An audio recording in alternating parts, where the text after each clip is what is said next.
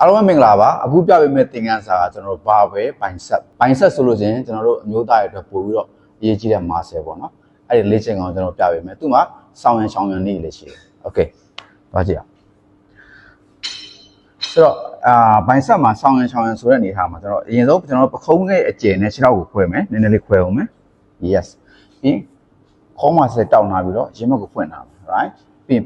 ဒီတောင်စစ်ကအနောက်ကိုအဲ့လိုရောက်နေတာမဟုတ်ပဲနဲ့အရှိကိုနည်းနည်းလေးတိုးမယ်ဘာဖြစ်လို့ဆိုတော့ကျွန်တော်တို့ဒီ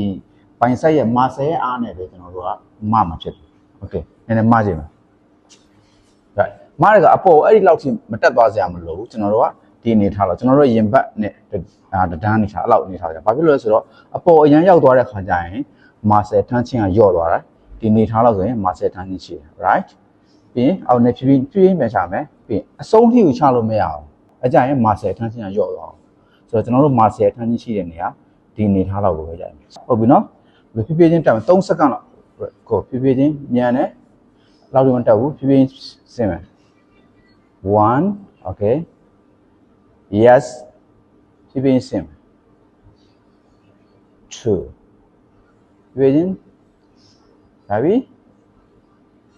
3 okay ကျွန်တော်ခုနပြောသွားသလိုပဲတထောင်နဲ့အနောက်အရင်မရောက်ဒီအနေထားလောက်ကိုပဲသွားမယ် right attention အောက်ကိုအရင်မချအောင်အပေါ်လည်းအရင်မတင်အောင်သူ့ရဲ့ muscle ထမ်းခြင်းရှိတဲ့နေထားလောက်ကိုပဲဆင်းမယ်တက်မယ်ဟုတ်ကဲ့အခုဆိုရင်ဒီလေ့ကျင့်ခန်းလိုက်ပြီးလေ့ကျင့်ရမလို့ပြောပါတယ်ကျေးဇူးတင်ပါတယ်